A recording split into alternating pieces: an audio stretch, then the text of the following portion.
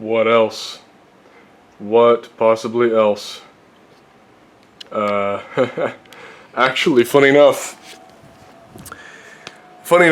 welcome back. Funny enough, for once, I'm actually not here to talk to you about my Rudy video. I'm here to talk to you about something else. Not my new haircut. It's a little messy because I bathed earlier, but, and also, not my new chair, my new, well, there, now you can see it. My new chair, thanks to some friends of mine. It's beautiful. It's beautiful. And it's comfy too. Stylish and comfy. This is Image Plus. I'm actually going to try and keep this vlog short, like I've kept my last couple. Sorry, leather jacket, I threw you to the floor in the name of comedy. I hope someone laughed. What I actually want to talk to you about by the title is our own happiness, our own joy. I'm going to get really deep with you guys here, okay? My hair's messed up and I'm going to get deep with you guys on a Thursday night. Why not?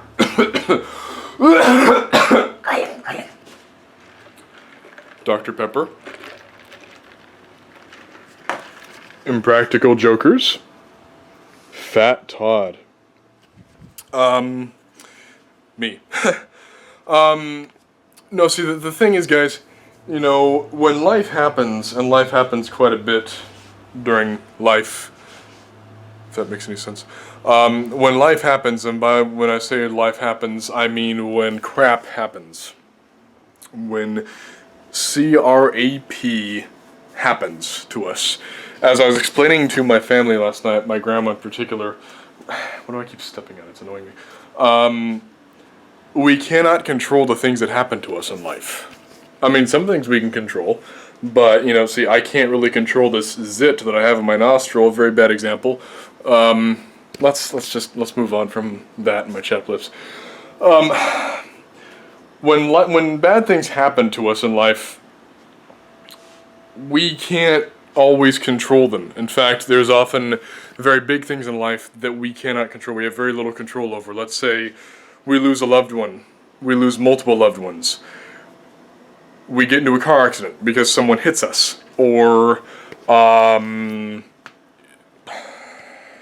marriage falls apart because our spouse was unthankful. Thank God that's not my case. I'm just throwing out bad scenarios that can happen to us that are not our fault and that we did not cause and that we have no control over. We can't control the things that some things that happen to us in life. Okay? What do we therefore have control over? Our reaction, okay? How we react to them. Do we let them tear us down? Do we let them break us? Do we spend the rest of our life crying and mourning? And I'm not referring to any of you when I say that. But I have seen it happen, and it's sad. There's nothing more heartbreaking, really, than seeing someone that has had such an influence in your life and seeing basically how they really are. And I'm not coming out and saying it because some people who know me in person would know what I'm talking about if I said anything more specifically. What I'm simply saying is that I like the lighting here. I like the lighting a lot. What I'm saying is that when someone who raises us, or someone that we are friends with for 20 years, or this or that, someone close to us that we care about, when tragedy strikes, or when life changes, life happens, and they are no longer the person that we remember, the person that we've grown up with, it hurts, and it's heartbreaking to see that. And the fact is, you know, sometimes there's only so much help that you can give a person. They have to want to help themselves. And if someone doesn't want to help themselves, then what the heck are you going to do? Anyway, where I'm going with this, that's not, you know, where I'm actually going with this vlog, there's something very big that I want to tell you guys. It has nothing at all to do with my videos or Rudolph Valentino or anything like that. What I want to do, because I am a very deep individual, I'm not saying that I'm talented. What I am saying is that I am a very deep individual. I am very deep. I can get very deep. Because life is not all just laughs. My vlogs, my videos are not all just laughs, and as I say that, I lose my balance and almost fall. The fact is, sometimes life is very heavy and very sobering. I'm going to get to my point here. Where I'm going with this is, for me personally, I've had some big, because of certain events in my past, from the worst time in my life, from ages 16 through 18, those 3 years was the absolute worst time of my life.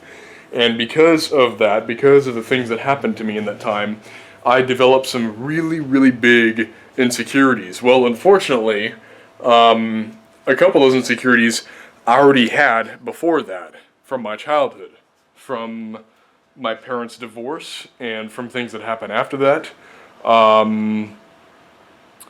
Basically, I had some insecurities that, for one reason or another, I simply wasn't good enough. And the reason why I bring this up, and what do I mean by that, is, and I'm not, when I say this, I am not fishing for compliments. I mean, you guys can comment whatever you want to, but I'm not asking for you guys to comment certain things when I say this, but I did not feel like an attractive person, okay? As dumb as that might sound, I didn't feel like I could be happy or complete unless I had the validation of just women in general telling me that I'm an attractive person. It probably sounds very stupid, but hey, I'm bearing my soul to you guys because I trust you guys, I love you guys, and this is me just being real, okay? And a lot of it comes back to the fact that when I was 14, 15 years old, my mom told me that when I got a little bit older or whatever, when I grew up, that all the girls were going to be after me. And there were a few events after she died that basically I didn't see that happening and stuff. And not that I needed hundreds of women to be after me, but I hope you get my point with this. Where I'm going with this, guys, is that my subconscious had been, man, I'm trying to make this made sense in my head when I was going over it earlier. My subconscious basically was holding on to a couple of events from my past. Before I met my wife, there were 2 girls that I liked. Not at the same time. Okay, I'm not that kind of guy. But there were 2 girls that I liked right before I met my wife, and neither of them were interested. And I thought that my insecurities came from that. Well, as it turns out, 2 weeks ago, was it 2 weeks ago, 2 weeks ago, 3 weeks ago, something like that, I was talking to my wife and my mother-in-law, who I call mom number 2. And it was almost like they were saying, okay, you wanna subconsciously hold on to the past? Okay, let's talk about the past. Let's go back there for a second. And this is further proof that holding on to the past and living there, guys, it does no good. No good comes from that. Because we are living right now, right in the here and the now. That's where we are at. We're not in the past. So to hold on to the past like that. Anyway, so basically I started telling them about, the stuff that I was remembering, and then I happened to remember the event that started my insecurities. It started all my insecurities. Right before my mom died, the girl I liked at the time, we went to this wedding reception, and my one goal at that wedding reception was to ask this girl to dance with her, okay? And I had never been rejected before at wedding receptions. It was kind of my thing to go to girls at wedding receptions and, ask them to dance. I know how that sounds. I was a kid, okay? I was a kid. Anyway, so this girl that I liked, I summed up the courage, and she said no. Subconscious took it personally. Well, talking to my wife, talking to my mother-in-law, they helped me to understand. They helped me to, we don't remember the past exactly the way it happened. Okay, it gets affected, it gets influenced by emotion, it gets influenced by all sorts of other stuff. So we don't always remember the past exactly the way it happens, first of all. Basically, they helped me to realize that the girl just didn't want to dance. It wasn't me. I wasn't being rejected, she just simply didn't want to dance, okay? And secondly, if girl number 2 that I had liked, if she had been interested in me, guess what? I would not have met my wife. So thank God that she wasn't interested, and I doubt I would have had anything in common with her. So, and it doesn't matter, frankly, because in just a couple months we're celebrating. In a couple months we're celebrating our 11th anniversary together, and where I'm going with this is I'm wrapping it all up now. I'm putting a bow on it for you guys. The reason why I tell you all this, because I'm not fishing for compliments. I'm not, whatever.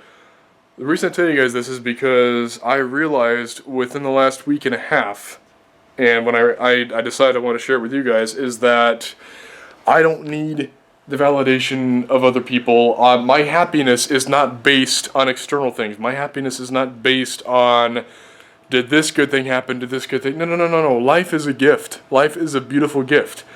And I'm happy to be alive, and I'm happy with the way my life is going, and I'm happy with everything in my life. And frankly, guys, nothing in my life has ever been ordinary. My life has always been very extraordinary. I'm a very, very blessed individual, and I am very thankful.